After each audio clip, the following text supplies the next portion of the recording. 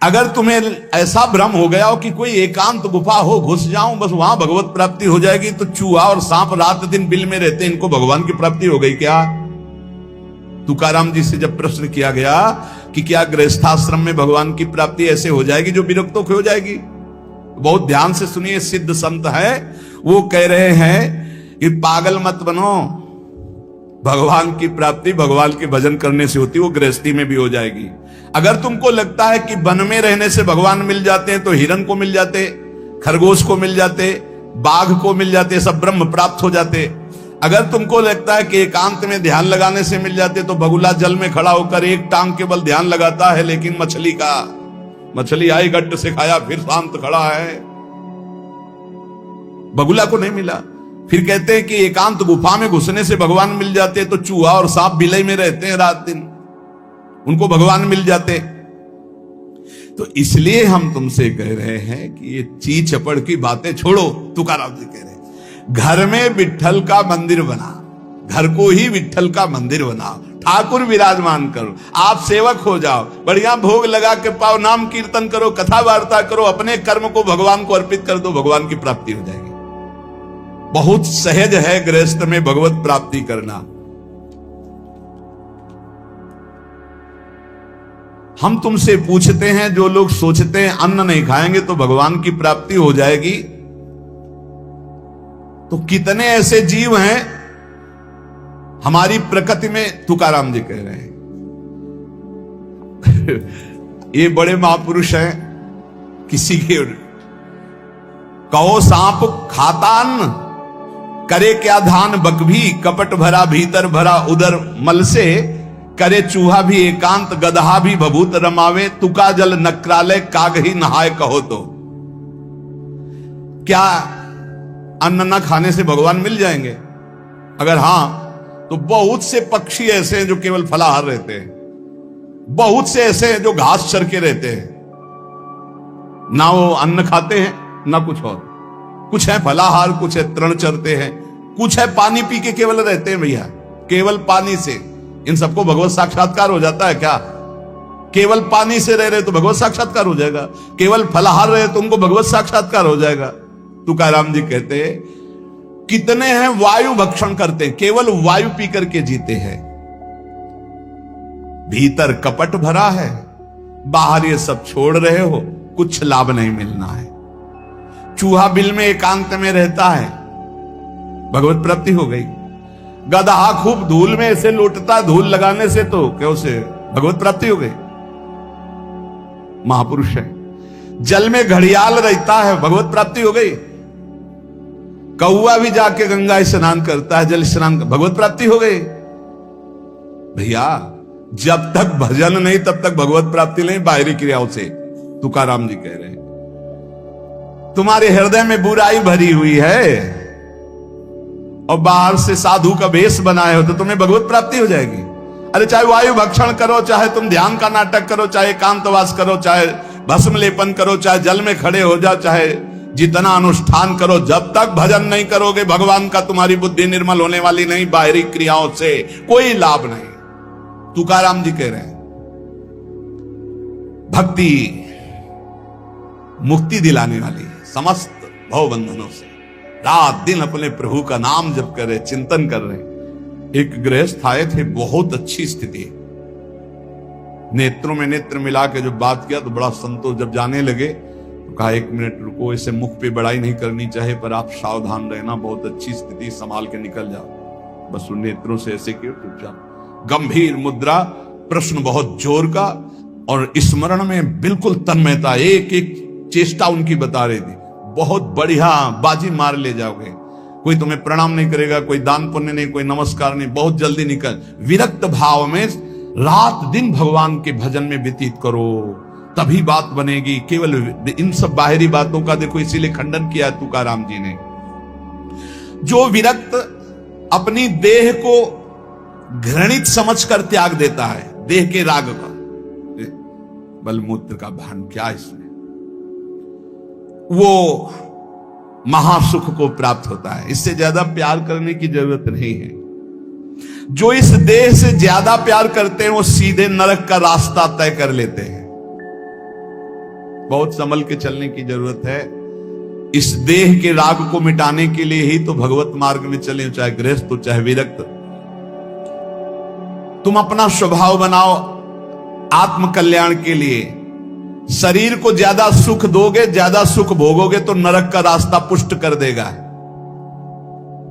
और शरीर का त्याग भी नहीं करना है कि मतलब, क्योंकि शरीर के बिना भजन नहीं होगा, शरीर के बिना साधना नहीं होगी। तो उचित खिलाओ पिलाओ, उचित विश्राम और खूब भजन और सतमार्ग की चेष्टाओं की। इसको इतना भजन कराओ कि इसका भाव ही नष्ट हो जाए कि मैं शरीर हूं। तुकाराम जी कहते इसमें संदेह नहीं,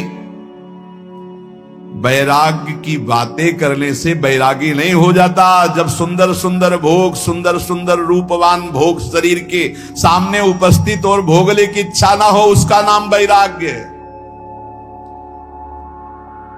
बातें करने वाले वैराग्य की तो करते रहते हो, जब सामने प्रश्न आता है तो उत्तर नहीं दे पाते, अर्थात भोग आता है तो उन्हीं में लिप्त हो जाते, उन्हें वैरागी नहीं कहते।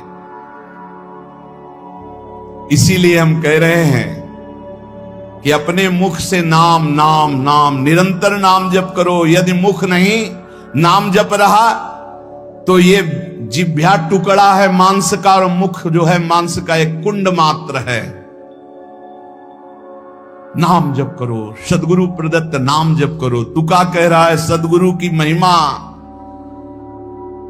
सदगुरु कोई मनुष्य नहीं है। चितनासी न लगे बेल काहीं, तया न लगे मूल, वाचे सदा सर्वकाल राम कृष्ण हरि गोविंद। गुरुदेव ने जो नाम दिया है वो कोई मनुष्य नहीं, वो साक्षात राम कृष्ण हरि ही है। बंदो गुरुपद कंज कृपा सिंधु नर रूप हरि। उन्होंने चिंतन के लिए तुम्हें जो दिया है, सारा समय उस चिंतन में लगा दो। अमूल्य है तुम्हारा जीवन। हर समय राम कृष्ण हरि गोविंद नाम जिह्वा पर बना रहे। चिंतन नासी न लगे बेल सर्वकाल करावे। चिंतन के लिए कोई समय नहीं है ऐसा कि हम नहा धो के फिर चिंतन करेंगे। अगर शौचालय में ही मृत्यु हो गई तो हर समय नाम जप, हर समय नाम जप। सदा राम कृष्ण हरि गोविंद का चिंतन करो। एक सत्य सार यही है, ना फलाहार रहने से, ना जल पीने से, ना वायु भक्षण से, ना इन सब बाहरी बातों से भगवत प्राप्ति नहीं होती। भगवत प्राप्ति होती सदैव भगवत चिंतन करने से, नाम चिंतन करने से। भगवान नाम कीर्तन भगवान की प्रसन्नता के लिए, भगवत कथा भगवत प्रसन्नता के लिए। तुकाराम जी कहते हैं, गीता है, श्रीमद् भागवत है, ये भगवान की प्राप्ति के लिए चर्चा हो रही है। जो भगवत प्रसाद रूप मिल जाता है उससे जीवन यापन का, जब तक जीवन है हमें हर समय भगवान नाम जब, भगवत कथा, भगवत भक्तों का संग, यही करना है। प्रभु के नाम की महिमा प्रभु ही समझ सकते हैं, दूसरा कोई नहीं समझ सकता। या प्रभु समझा दे पुरुषोत्तम तो समझ पावे।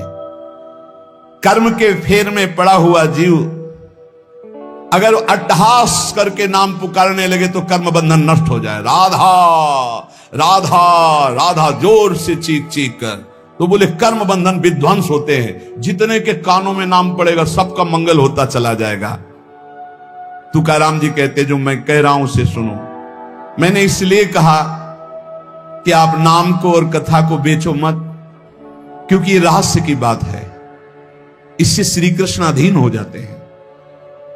विठोबा का नाम, विठोबा की कथा विठोबा को अधीन कर लेती है। महापुरुषों के वचन समझने हैं। जैसे सत स्त्री के अधीन उसका पति हो जाता है, उसके आचरण, उसका व्यवहार अपने पति को अधीन कर ले, ऐसे सद्भक्त भगवान को अधीन कर लेते हैं। यहां तुकाराम जी भगवान की अधीनता के लिए कह रहे हैं, तुम अपने परमार्थ को खो मत। तुकाराम कह रहे हैं धन के अधीन हो जाना, काम के अधीन हो जाना, नरक की यात्रा करना है। इसलिए विठोबा के अधीन हो जाओ, रात दिन नाम कीर्तन करो, तुम्हारी वांछा पूर्ण हो जाएगी, तुम्हारी मनोकामनाएं पूर्ण हो जाएंगी।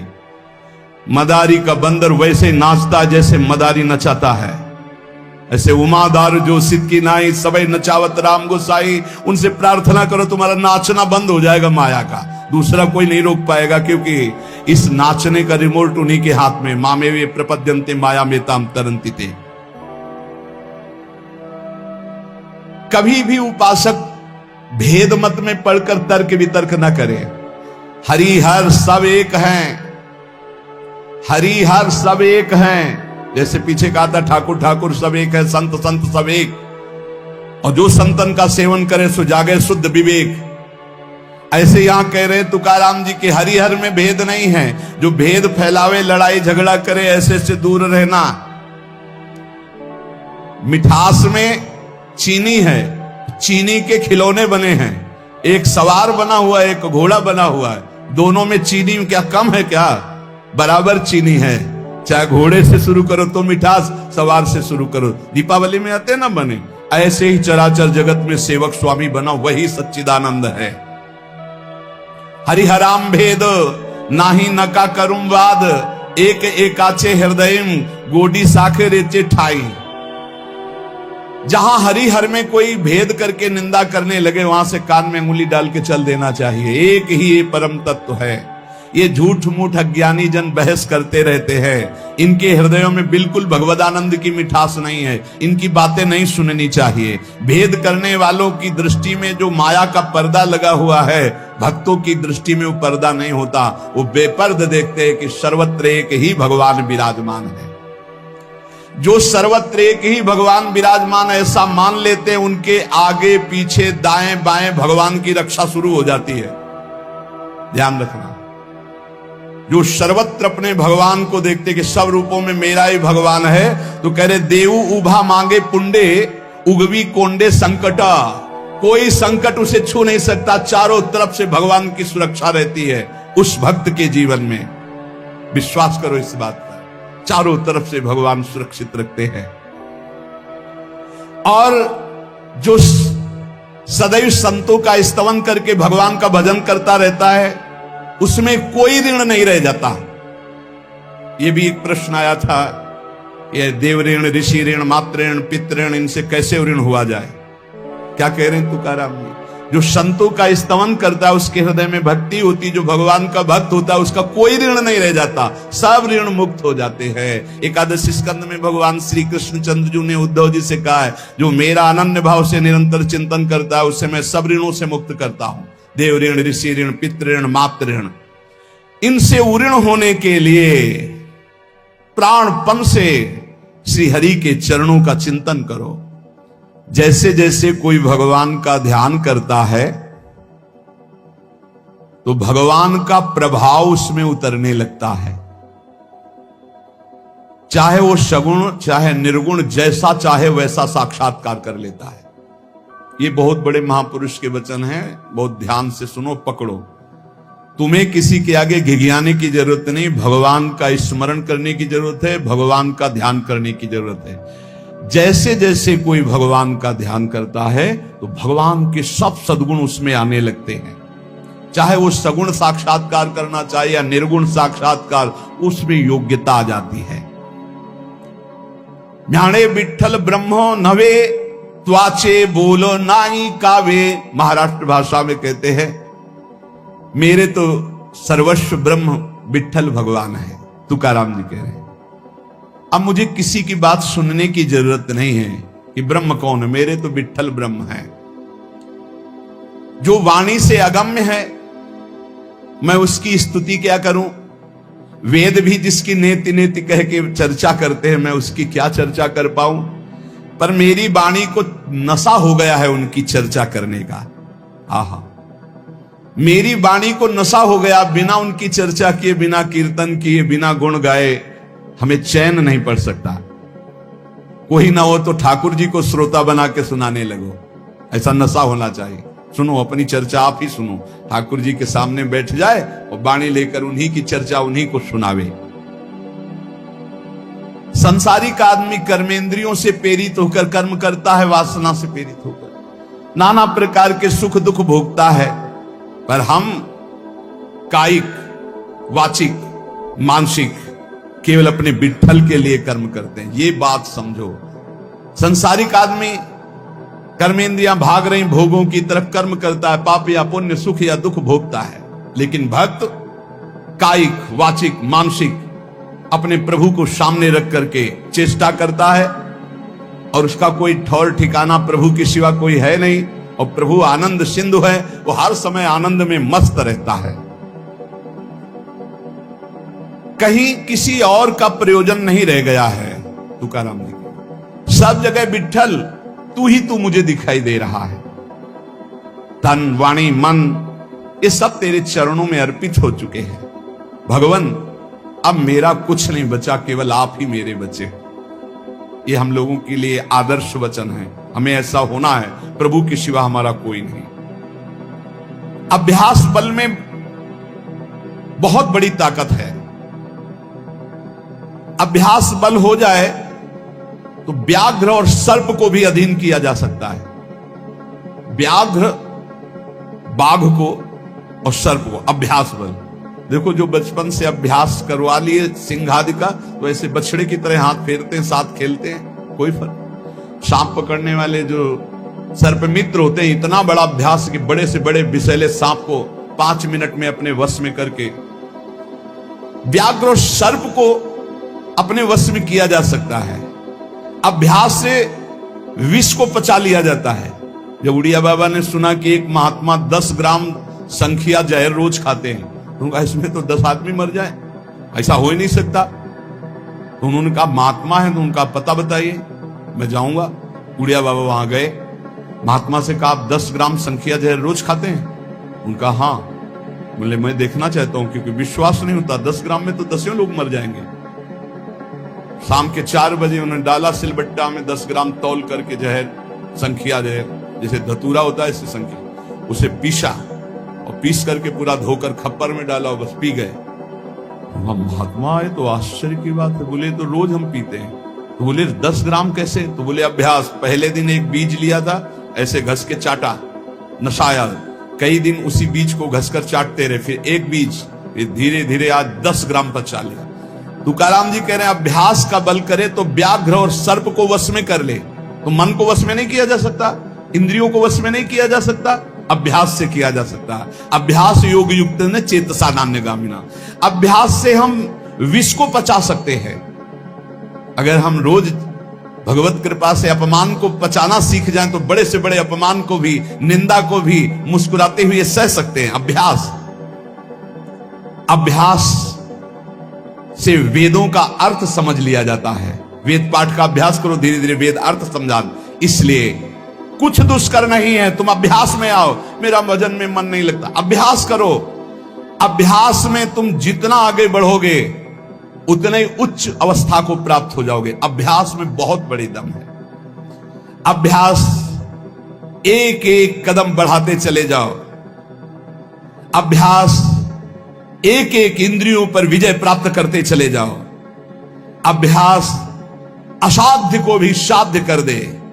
इसका कारण तुका कहता है कि अभ्यास भजन का कर लो तो आप सिद्ध हो जाओगे। अभ्यास से सब कुछ हो जाता है। संत जब घर आते हैं तभी दशहरा और दिवाली माननी चाहिए, जो भगवत प्रेमी महात्मा है। बहुत बड़ा प्रभाव है, इसीलिए उस प्रभाव का दुरुपयोग असाधु जन कर बैठते हैं। मूर्तमान परम पवित्रता और तीर्थ चलकर आज आ रहा है, ऐसा अनुभव होता है जब संत आते हैं। आज ही दिवाली दशहरा श्री साधु संत आले घरा, तुकाराम जी के आज ही हमारी दिवाली और दशहरा हो गया, क्योंकि भगवत प्रेमी महात्मा हमारे घर पधारे या भगवत प्रेमी महात्मा का सानिध्य मिला। साधु संत एति घरा तोची दिवाली दशहरा। हमारे लिए उत्सव है जब भगवत नाम जापक भगवत प्रेमी महात्मा आए, उनका चरणोदक लिया, उनकी वंदना की और बैठ करके उनसे हम भगवत चर्चा की। ऐसे जो भक्तजन हैं उनके संग का परिणाम क्या होता है कि भगवत साक्षात्कार के लिए छटपटाहट पैदा हो जाती है। जैसे जल से मछली को निकालो तो विकल होकर तड़पने लगती है। जीवना वेगली मासूली तुका तैसा तलमली। जैसे जीवन के लिए मछली जल के लिए तड़पने लगती है, बाहर हटा दो, ऐसे सत्संगी का जीवन तड़पने लगता है भगवान की प्राप्ति के लिए। तभी माना जाएगा सत्संग हुआ है। सत्संग का ये फल है। बड़े भाग पाई सत्संगा, बिनई प्रयास होई भवभंगा। संत आधि देवा मग, अगर एक तरफ बड़े बड़े देवता खड़े हो, एक तरफ संत खड़े हो, तो पहले आराधना किसकी करनी चाहिए? तो बोले देव सरावे परते, संत पुजावे आरते। पहले संत सेवा, बाद में देव पूजा। ऐसे ही वीडियो देखने के लिए आप प्रेम भक्ति चैनल को सब्सक्राइब अवश्य करें।